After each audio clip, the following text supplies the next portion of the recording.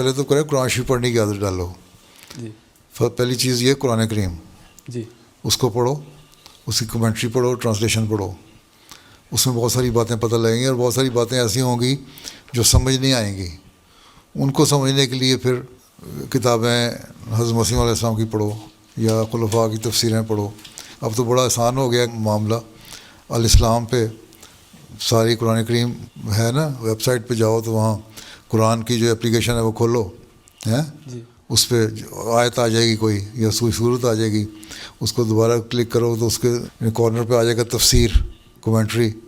اس commentary کو دوست پہ لکھا ہوگا حضرت مسیح علیہ السلام کی کمنٹری, خلیفہ اول کی کمنٹری, خلیفہ ثانی کی, خلیفہ رابع کی, یا بعد میں تقریروں انہیں سے پھر تمہیں ریفرنس مزید مل جائیں کہ بعد کے خلفاء نے بھی تقریریں کی ہوئی ہیں.